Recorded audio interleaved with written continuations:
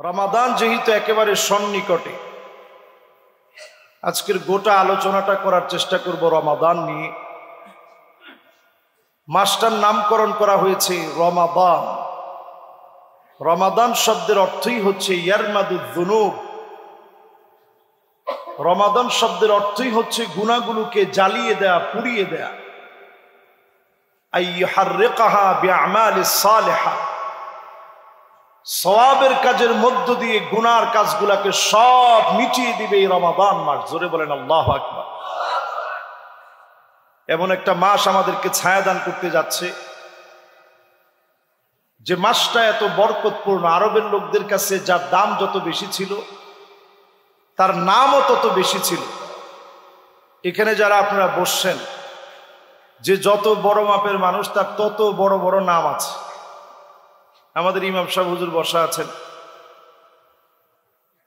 ওনার নাম কিন্তু ইমাম সাহেব না, ওনার নির্দিষ্ট একটা নাম আছে। আমি এখানে বসছি, আমি এখানে এখন জুমা পড়াবো, তো আমাকে আপনারা খতিব সাহেব বলেন। যিনি মসজিদে দায়িত্ব পালন করছেন, প্রত্যেকের একটা ডেজিগনেশন আছে।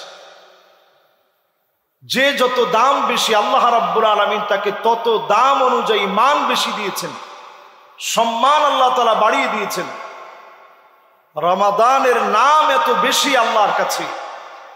আল্লাহ রাব্বুল আলামিন রমাদানকে কেন্দ্র করে অসংখ্য নাম হাদিসের ভিতরে পাওয়া যায়। রমজান মাসে আমরা শুধু একটা নাম জানি, যে এই মাসটার নাম রমাদান। হাদিসের ভিতরে প্রায় 30টার মতো নাম আসছে রমজানের। এর মধ্যে একটা হচ্ছে শাহরুস সিয়াম, এটা রোজার মাস। এর মধ্যে আরেকটি নাম হচ্ছে শাহরুল কিয়াম। রমাদান হচ্ছে আল্লাহর কাছে দাঁড়ানোর মাস। তারাবিতে যেমন দাঁড়াবেন, মাসনা মাসনা মাসনা মাসনা, দুরাকাত দুরাকাত করে তাহাজ্জুদের নামাজ পড়বেন, এই রমজান মাসে আপনি দাঁড়াবেন। এই মাসের নাম শাহরুস সবর। রমজান মাসে সবচেয়ে বেশি সবর করবেন। রমজান মাসের নাম হলো শাহরুল ইসলাম। রমজান যখন চলে আসে, সবার মনের ভিতরে কথা জেগে যায়, অন্য সব মাসগুলা যেভাবে কাটিয়েছি, রমজানে গুনাহ থেকে মাপ পাওয়া লাগবে। এই জন্যই মাসের নাম শাহরুত তুহুর। গুনাহ থেকে এই মাসে মাপ পাওয়া যায়। মাপ চাইতে দেরি হবে, রমজান মাসে যিনি মাফ করতে দেরি করবেন না তিনি কে? এজন্য এই মাসের নাম শাহরুল গুফরান, ক্ষমা পাওয়ার মাস। এই মাসের নাম শাহরুত তাওবা, তাওবা করার মাস। এই মাসের নাম শাহরুল ইনাবা আর রুজুউ ইলাল্লাহ। রমজান মাসে আপনি আল্লাহর দিকে যত বেশি পারেন এগিয়ে আসবেন। ইউনাদি মুনাদি, ফেরেশতা নিযুক্ত হয়ে যাবে, প্রতিনিয়ত আপনাকে ডাকবে, ইয়া বাগিয়াল খাইরি আকবিল ওয়া ইয়া বাগিয়াশ শাররি আকসির। হে কল্যাণকামী, সামনের দিকে এগিয়ে যাও। হে অকল্যাণকামী, তুমি থেমে যাও। প্রত্যেক দিনে আর রাতে অসংখ্য গোলামদেরকে ডেকে ডেকে মাফ করে দিবে। রমজান আসার পরে যেই লোকটা গুনাহ থেকে মাপ পায় নাই, যেই লোকটা গুনাহ থেকে পরিত্রাণ পায় নাই, গুনাহগুলো ক্ষমা করায় নিতে পারে নাই, আল্লাহর হাবিব বলছে, মান হুরিমা খায়রাহা ফাকাদ হুরিম। রমজান পেল, গুনাহ মাফ করায় নিতে পারল না। রমজান পেল, অন্যায় থেকে নিজেকে পরিত্রাণ করাতে পারল না, ওই লোকটা চির বঞ্চিত। রমজান মাসে যদি মাফ চেয়ে নেন, যিনি অবশ্যই মাফ করে দিবেন তিনি কে? সমস্ত হাদিসগুলো পড়লে দেখা যায় 5 শ্রেণীর মানুষকে রমজান মাসে আল্লাহ মাফ করেন। এই মাসে অসংখ্য গোলাম মাফ পেয়ে যাবে। 5 শ্রেণীর মানুষ রমজান আসলেও মাফ পাবেন। তাহলে তারা কত বড় বঞ্চিত, একটু চিন্তা করে। এত বড় মেহমান আপনার ঘরে আসছে, কিন্তু 5 শ্রেণীর মানুষ তখনও মাফ পায় না। এর মধ্যে 1 নাম্বার মুশরিক।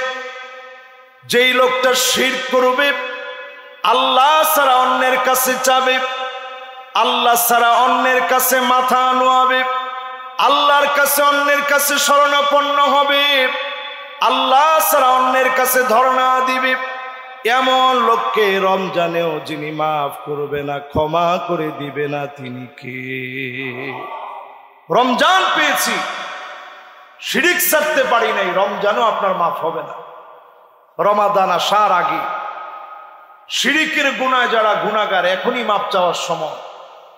আমরা অনেকেই মনে করি আমল তো অনেক করছি, আমলের তো কোনো অভাব নাই, আল্লাহ তো মাফ করবি, তিনি গফুর গফফার।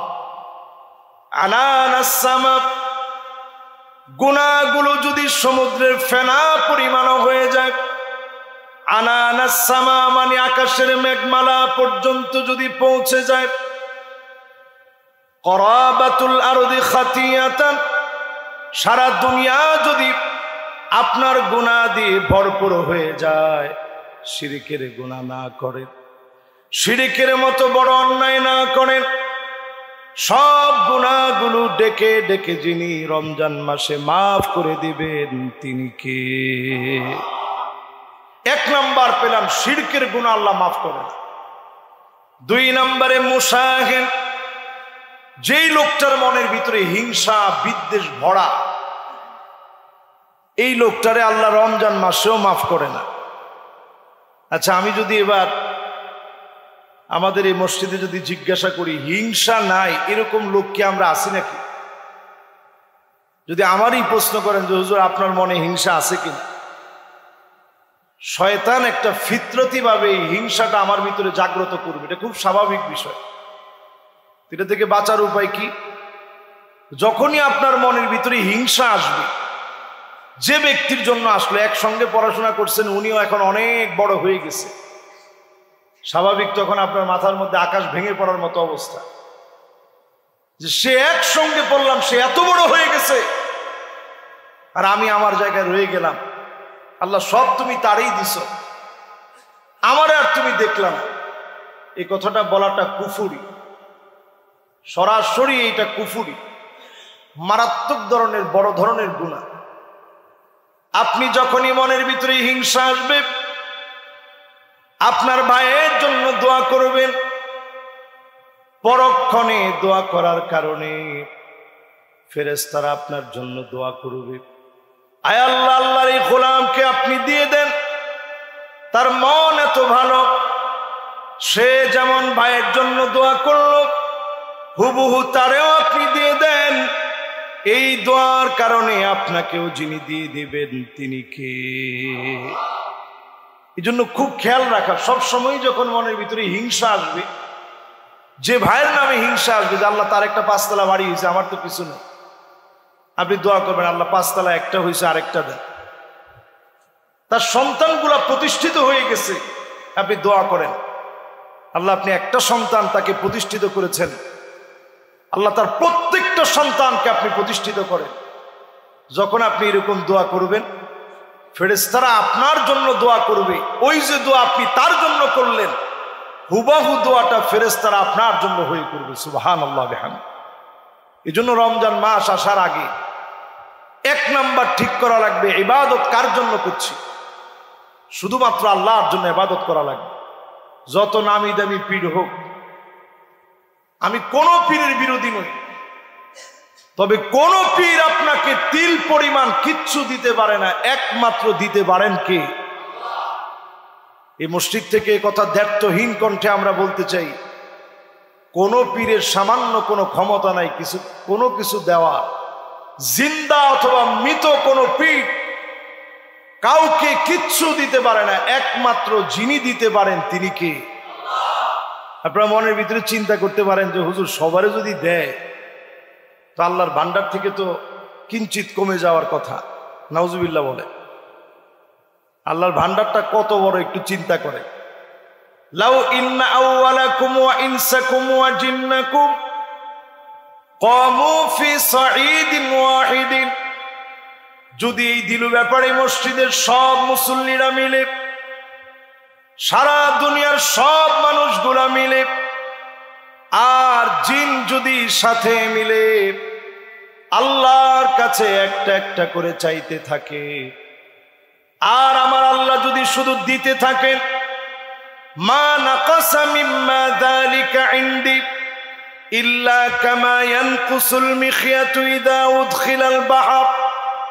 সমুদ্রের ভিতরে সুই ঢুকিয়ে সেই সুইটা উপরের দিকে দিলে সমুদ্র যেমন সামান্য টের পাবে না, আল্লাহর ভান্ডার এত বড়, সবাইকে দিলেও সামান্য আল্লাহর কাছ থেকে ফুরায় যাবে না। সে আল্লাহর কাছে রমজানে আসে রাত আর দিনে, ওয়াযালিকা কুল্লু লাইলা, রাত আর দিনে মাফ করে দিবে। শুধু চাইতে দেরি হবে। অনেক গুনাহ করে ফেলেছি, অন্যায় করে ফেলেছি, আপনি চাইতে দেরি হবে।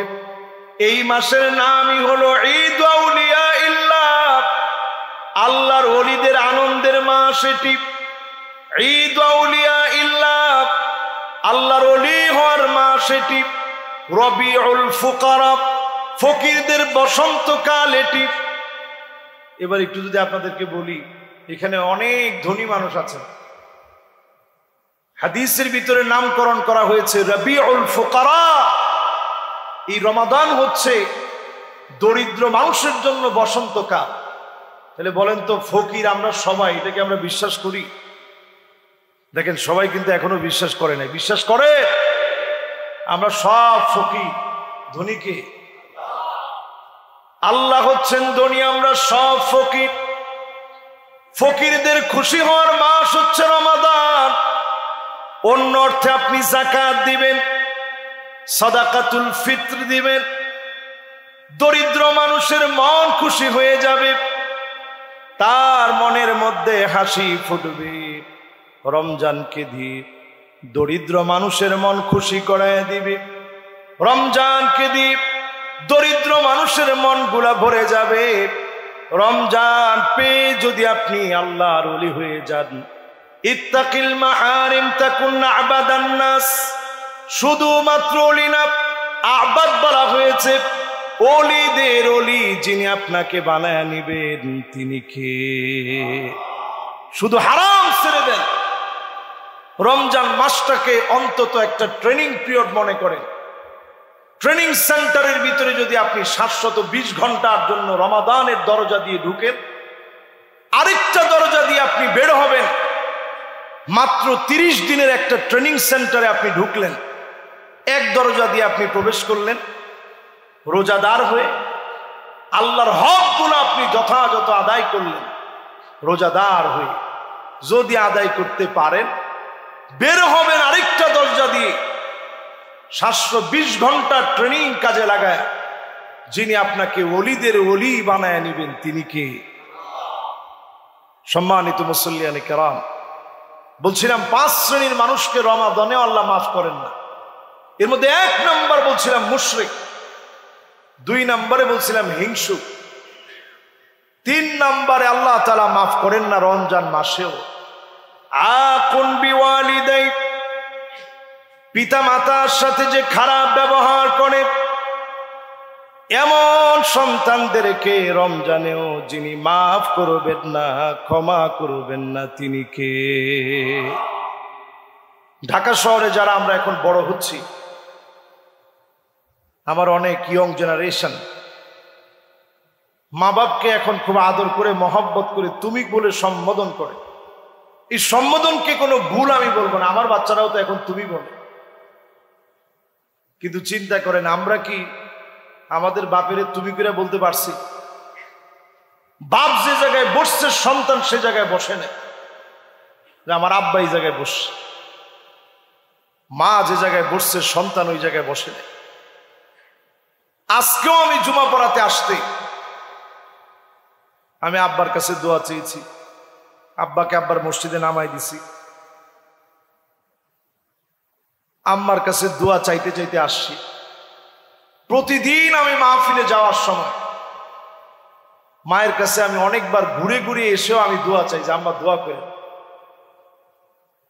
এটা বুঝবেন সেদিন যেদিন মা বাপ হারায়া যাবে। ইউসুফ আলাইহিস সালাম আজিজে মিস্র হওয়ার পরে কত দামি দামি খানা সামনে, গলা দিয়ে খানাগুলো নামে না, কারণ নবী ইউসুফ আলাইহিস সালাম বারবার মনে করতেন দুর্ভিক্ষ লেগে যাচ্ছে, আমার বাপ না জানি কি খেয়ে আছে, আমার মা না জানি কি খেয়ে আছে। এই যে মা বাবার প্রতি মহব্বত, এই মহব্বত যার যত বেশি হবে আপনি বুঝে নিবেন যিনি আপনার দোয়াগুলা কবুল করে নিবেন তিনি কে। এই রমাদান মাসে যদি আল্লাহর কাছে প্রিয় হতে চান, রমাদানের অন্যতম দাবি পিতামাতার কাছে গিয়ে মাফ চেয়ে নিবেন। এতে করে কি সম্মান চলে যাবে? সম্মান বেড়ে যাবে, মাশাআল্লাহ, সম্মান বেড়ে যাবে। দুনিয়ার ভিতরে কেউ সফল হয় নাই মা বাবার দোয়া ছাড়া। এই দুনিয়ার ভিতরে কেউ সফল হতেই পারে না মা বাপের দোয়া ছাড়া। আপনি বলবেন হুজুর চরম বেয়াদব ছিল, কিন্তু ভালো লেখাপড়া করছে, একেবারে অক্সফোর্ড থেকে পড়ে আসে। আপনি দেখবেন দুনিয়ার জীবনে হয়তো ভালো চাকরি পেয়েছে, কিন্তু আপনি খোঁজ খবর নিয়ে দেখবেন সন্তানাদি হচ্ছে না। এরকম অসংখ্য মানুষ আমাদের সঙ্গে অনেক সময় কথাবার্তা হতে গেলে বলে হুজুর দোয়া করবেন, সন্তানাদি হচ্ছে না, অনেক বছর 12-14 বছর হয়েছে বিয়ে করছি। তা আমি সাথে সাথেই বলছি আপনার কি মা আছে? হুজুর আছে। আপনি কোথায় থাকেন, উনি কোথায় থাকে? হুজুর আমি অমুক জায়গায় থাকি, মা অমুক জায়গায় থাকে। যান মারে কয়েকদিন নিয়ে এসে সেবা যত্ন করেন, দেখবেন আল্লাহ তাআলা ইনশাআল্লাহ দোয়া কবুল করবে, সন্তানাদি দান করে দিবে। বলেন আল্লাহু আকবার। মা বাপ যেমন হোক না কেন, চরিত্রহীনাও যদি হয়, এমনকি যদি মুশরিক হয়, ওয়া ইন জাহাদাকা আলা আন তুশরিকা বি মা লাইসা লাকা বিহি ইলম ফালা তুতি'হুমা ওয়া সাহিবুহুমা ফিদ দুনিয়া মা'রুফা। দুনিয়ার জীবনে যেমন ব্যবহার প্রাপ্য, মা বাপ যদি মুমিনা না হয়, মুশরিক পর্যন্ত হয়, বিধর্মী পর্যন্ত হয়, সুন্দর ব্যবহার করবেন, আপনার উপরে যিনি খুশি হয়ে যাবেন তিনি কে? মা বাপ দুনিয়া থেকে চলে গেছে। এক সাহাবী নবীজির কাছে দৌড়ে আসছেন, নবী আমার তো গুনাহ হয়ে গেছে। আল্লাহর নবী বললেন আলাকা তোমার কি মা আছে? না নবী আমার মা নাই। আল্লাহর নবী বললেন তোমার কি খালা আছে? নবী আমার খালাস। যাও খালার সাথে গিয়ে সুন্দর ব্যবহার করো, আল্লাহ তোমার গুনাহ মাফ করে দিবে। সুবহানাল্লাহ। এই জন্য রমজান আসার আগে মায়ের সাথে টুকটাক বেয়াদবি করে ফেলছি, এরকম তো আমরা সবাই। আর এখনকার যে মেজাজ, মোবাইলের মেজাজ, এই মোবাইলের মেজাজের জামানায় মা বাবার সাথে একটু ধমক দিয়ে কথা বলেন না এমন তো কেউ নেই। সবাই কম বেশি, আরে তুমি কি বুঝবা, আমি একলা সব বুঝি, তুমি কি বুঝবা আমার বিষয়। এরকম যারা ধমক দিয়ে কথা বলে ফেলছেন, আল্লাহর হস্তে রমাদানের আগে মাফ চেয়ে নেন। মায়ের কাছে গিয়ে বলেন আম্মা আমারে মাফ করে দেন, আব্বা আমারে মাফ করে দেন। এখনো আমার মনে পড়ে প্রায় সময় বাপ যখন শাসন করত, রাত হয়ে গেলে যখন ঘুমায় পড়ার জন্য শুয়ে যেতাম, প্রায় সময় অনুভব করতাম আলতো করে একটা হাত আমার মাথার উপরে আদর করে দিয়ে বাপ বলতেন সন্তান কেন বুঝলি না, কেন মার খেতে গেলি। কান্নায় তখন বালিশ ভিজে যেত। বাপ এত পরিমাণ সন্তানকে মহাব্বত করে, দিল থেকে ভালোবাসে। কিয়ামতের আগে এমন অবস্থা হবে, আল্লাহর হাবিব বলেন লা তাকুমুস সাআ, ততদিন পর্যন্ত এই দুনিয়া শেষ হবে না, হাত্তা প্রতিবেশী প্রতিবেশীরে মারবে, আখাহু ভাই ভাইরে মারবে, আবাহু বাপ মাকে মেরে ফেলবে। আজকের জামানার কোনো দোষ নাই, জামানার কোনো পরিবর্তন হয় নাই। মানুষ আমরা পরিবর্তন হয়ে গেছি, অধিকাংশ লোক এমন হয়ে গেছি, মায়ের সঙ্গে খারাপ ব্যবহার করি, বাপেরে খাবার দেই না, মারে খাবার দেই না। এই রমাদানে নিয়ত করে নেন, যিনি গুনাহ মাফ করে কবুল করে নিবেন তিনি কে? সম্মানিত মুসল্লিয়ানে কেরাম, বলেন তো কয়টা হয়েছে? মাশাআল্লাহ, বলেন তো কয়টা? 3টা হয়েছে।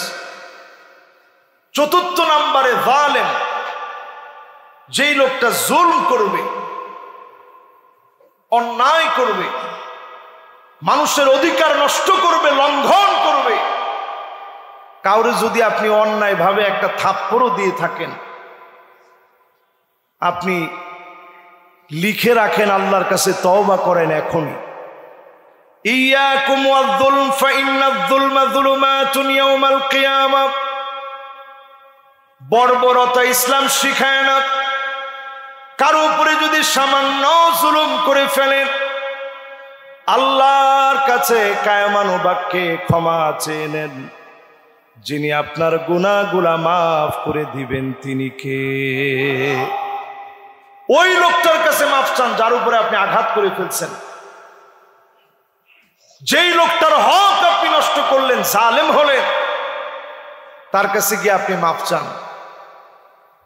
আমরা অনেক সময় মনে করি আমার চাইতে বড় ক্ষমতাধর আর কে আছে, এজন্য আপনি আরেকজনের উপরে জুলুম করলেন। জুলুমের হিসাব পাই টু পাই আল্লাহ দিবে। কোরআনে এই শব্দ দ্বিতীয়বার আর আসে নাই।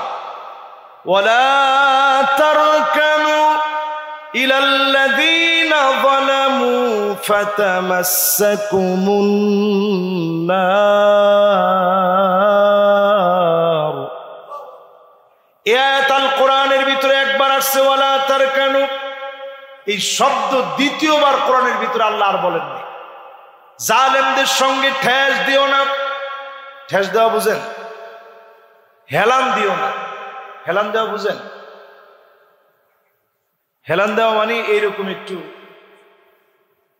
এটাকে আপনাদেরকে একটু কাত হয়ে, অন্তত জালেমদের পাশে এরকম কাত হয়ে একটু সঙ্গ দেওয়া। কোরআনুল কারীম দ্ব্যর্থহীন কণ্ঠে বলছে, খবরদার জালেমদের সঙ্গে ঠেস দিতে যেও না, হেলান দিতে যেও না। যারা দিবে তাদের জন্য জাহান্নামের আগুন অপেক্ষায় আছে। জাহান্নামের একটা সেকেন্ডের আগুন সহ্য করার মতো ক্ষমতা আমাদের আছে? এরপরে আমার ভাইয়েরা, সম্মানিত মুসল্লিয়ানে কেরাম, ৫ম নম্বরে মুদমিনুল খামর, মদ, জুয়া, আফিম, মেরিজুয়ানা, ইয়াবা, ফেন্সিডিল, হেরোইন, আফিম, এলএসডি সহ, গাঁজা সহ যত প্রকারের নেশাজাত দ্রব্যাদি আছে, এগুলো যারা সেবন করবে, ব্যবসা করবে, এগুলো যারা সার্ভ করবে, কদরের রাত আপনি পাবেন, কিন্তু গুনাহ থেকে মাফ হবে না। যদি গুনাহ থেকে মাফ পেতে হয়, রমাদান আসার আগে এগুলো ছেড়ে দিতে হবে। ধোঁয়া এটা মুসলমানের কাজ না। পুরাটা জাহান্নাম ভরা থাকবে ধোঁয়া দিয়ে। কিন্তু আমরা দেখবেন অনেকেই বিভিন্ন ধোঁয়ার অভ্যাস আছে। এই ধোঁয়া বাড়তে বাড়তে একটা থেকে আরেকটা, আরেকটা থেকে আরেকটা, কখনো গাঁজা, কখনো হেরোইন, কখনো আফিম, কখনো মেরিজুয়ানা, কখনো এলএসডি। এরপর যখন টাকা পয়সা সব শেষ, এগুলো খেতে খেতে ঘর বাড়ি সব বিক্রি করে ফেলছে। এরপরে শুরু হয় নেশার অন্য জগৎ। গাজার ভিতরে টিকটিকির লেজ দিয়ে, এটা দিয়ে মানুষ নেশা করে। এরপরে এইটারও সুযোগ নাই, টাকা পয়সা আর নাই, তখন পচা দুর্গন্ধযুক্ত ময়লা মুজা দিয়ে মানুষ নেশা করে। নেশার উপরে অনেকগুলা প্রতিবেদন হয়েছে বাংলাদেশে। মাদকদ্রব্য নিয়ন্ত্রণ অধিদপ্তর আছে। আমি পরামর্শ রাখতে চাই, এখানে রিনাউন্ড অনেক মিডিয়া আসছে, বাংলাদেশের পথিতযশা বিভিন্ন মিডিয়া এখানে আসছে। মিডিয়ার সামনে কথাগুলো বলতে চাই। মাদকদ্রব্য নিয়ন্ত্রণ অধিদপ্তর দিয়ে নিয়ন্ত্রণ করা যাবে। যদি নির্মূল করার চিন্তা করেন, মাদকদ্রব্য নির্মূল অধিদপ্তর লাগবে, জিরো টলারেন্স থাকতে হবে। মাদকের ব্যাপারে আপনি কয়দিন চাইলেন, কয়দিন আবার থামাইলেন, কয়দিন আবার বাড়লো, কয়দিন আবার কমলো। যদি একবারে নিয়ন্ত্রণে আনতে চান, এখনই সিদ্ধান্ত নিতে হবে মুসলমান। একটু তাকায় দেখে, খোদ সৌদি আরবের মতো রক্ষণশীল দেশে এখন মাদককে একটু একটু করে পারমিট দিচ্ছে। তারাও আস্তে আস্তে আস্তে আস্তে নিয়ন্ত্রণের দিকে যাচ্ছে। যে যাদের লাইসেন্স আছে তারা খাবে। তারা একটা সিটি ঘোষণা করেছে, নিয়ম সিটি। ওইখানে উড়ন্ত ট্যাক্সি থাকবে। ওই সিটির ভিতরে রোবট দিয়ে তারা কাজ করবে।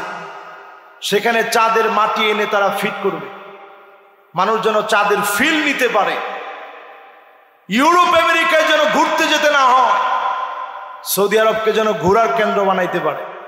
আমি নিজে মাদায়েনে সালেহে ডকুমেন্টারি তৈরি করতে গিয়েছি। সেখানে গিয়ে আমি অবাক হয়ে গেছি। যে জায়গা আল্লাহ আযাব দিয়ে ধ্বংস করে দিলেন, ওই জায়গার ভিতরে নতুন করে আযাব আনার জন্য সেখানে কনসার্ট হচ্ছে। পপ তারকারা গিয়ে গিয়ে কনসার্ট করতেছে।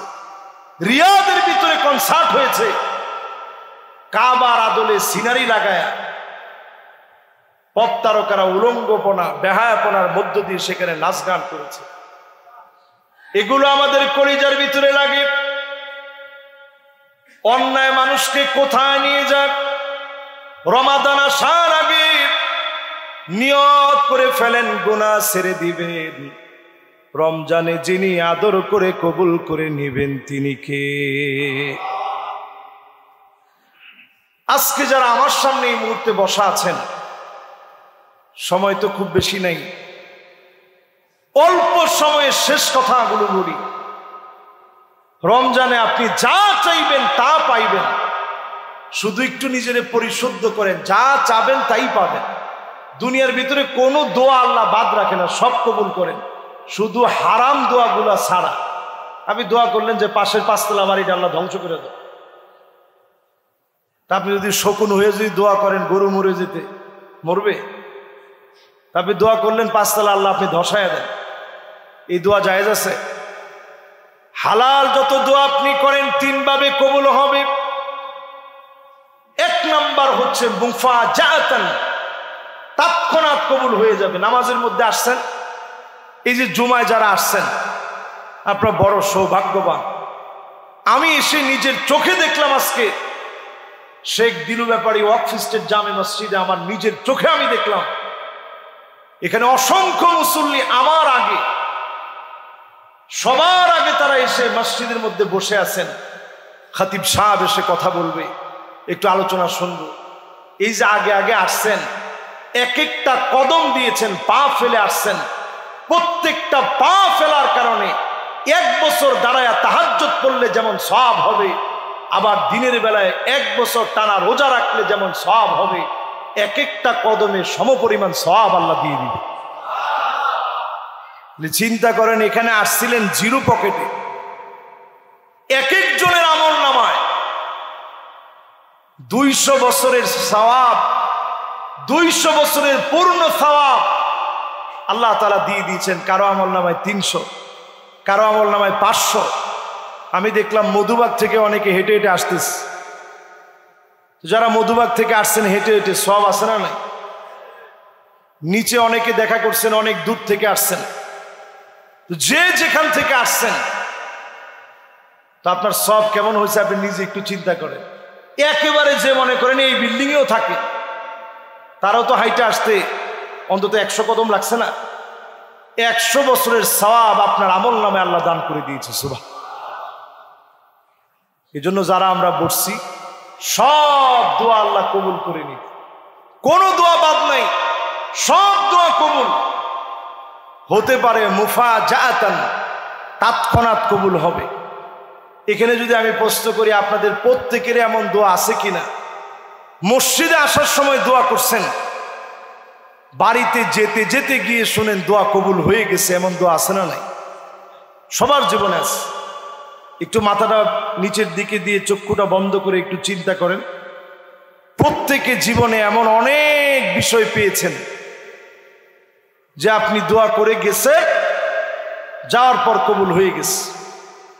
আরেকটা আল্লাহ দিবেন তাখিরান, তৎক্ষণাৎ দেন নাই, 10 বছর 15 বছর 20 বছর 25 বছর পরে দিছেন।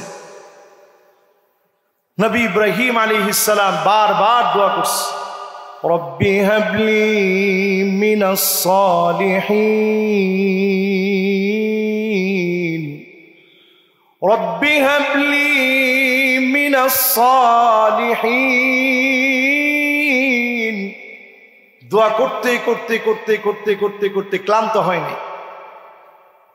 আল্লাহ পরক্ষণে জানায় দিচ্ছেন বহুত পরে, ফাবাশশারনাহু বিগুলামিন হালিম, গোলামে হালিম আপনাকে আমি দান করে দিছি। তার ধৈর্য কেমন? সমুদ্র, মহাসমুদ্র একদিকে রাখবে, ইসমাঈল আলাইহিস সালামের ধৈর্য এত বেশি হবে, সমুদ্রের চাইতে ওনার ধৈর্যটা বড় হয়ে যাবে। জোরে কোন আল্লাহু আকবার।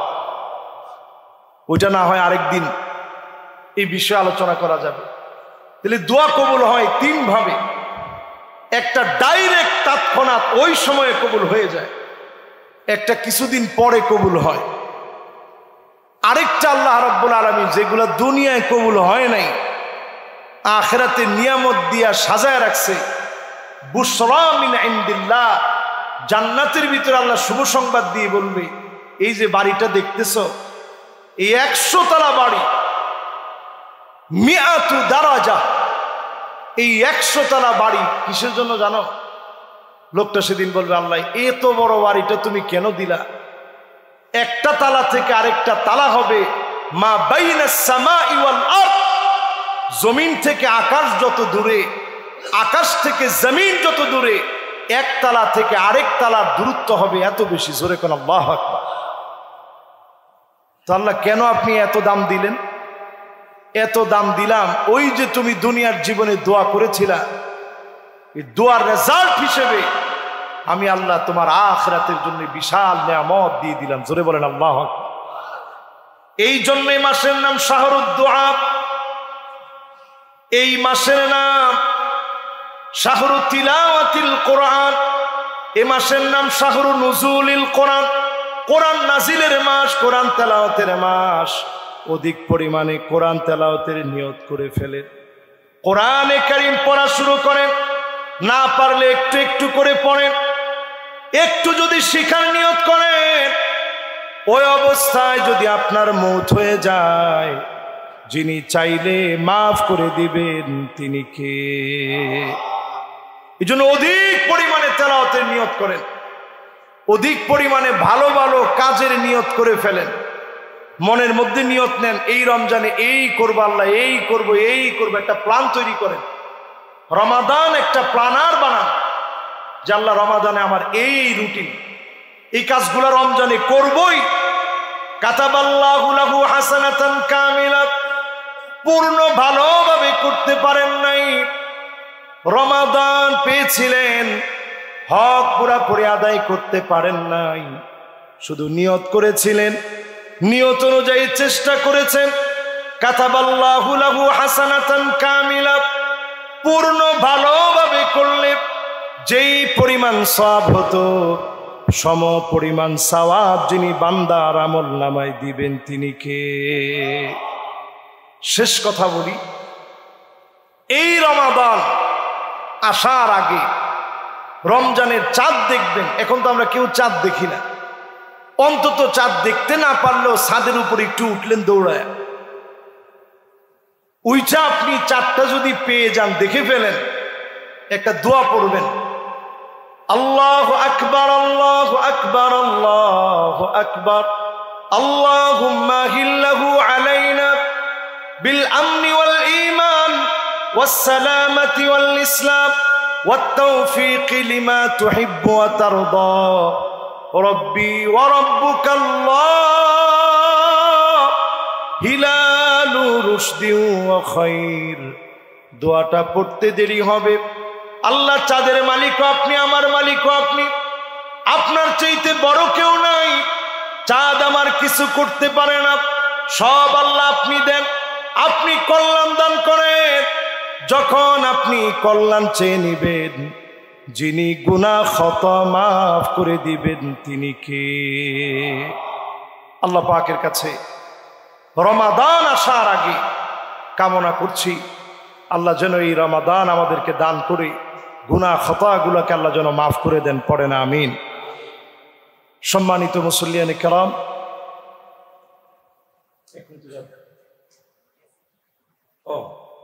মাশাআল্লাহ, আমরা এটাকে ইনশাআল্লাহ আরো যতটুকু সিস্টেমাইজড করা যায় এটা ইনশাআল্লাহ আমরা করব আশা করি। ঠিক ইনশাআল্লাহ যখন আরবি খুতবার আগে এই যে এই পুরা সময়টা কিন্তু দোয়া কবুলের সময়। এই যে এখন আমরা যে টাইমটা এখানে কাটাচ্ছি পুরাটা দোয়া কবুলের সময়। এবং জুমাবারের এই সময়টা এত দামি, যা চাবেন তা পাবেন, এত দামি সময়। আমরা ইনশাআল্লাহ এই মসজিদের প্রতি লক্ষ্য রাখবো, খেয়াল রাখবো। আলহামদুলিল্লাহ দান বক্সগুলো গিয়েছে। এটা ইনশাআল্লাহ আগামী থেকে আলোচনার সময় না, আমরা এটার জন্য আরবি খুতবার ঠিক পূর্ব মুহূর্তে আমাদের দানের এই বক্সগুলো যাবে ইনশাআল্লাহ আপনাদের কাছে। আপনাদেরও তো অনেকের মসজিদের কাছে, খতিবের কাছে অনেকেই দোয়া চেয়ে আপনারা লিখে পাঠাতে পারেন। এটার একটা টালি খাতা থাকবে ইনশাআল্লাহ। আমরা সেইটা দেখে অনেকেরই মনে চায় যে এই মসজিদে আমার একটা অংশগ্রহণ থাকুক। তো যারা যারা এই মসজিদে অংশগ্রহণ করবেন আমরা প্রত্যেকের বিষয়টা ইনশাআল্লাহ বলে দোয়া করব, অসুবিধা নেই।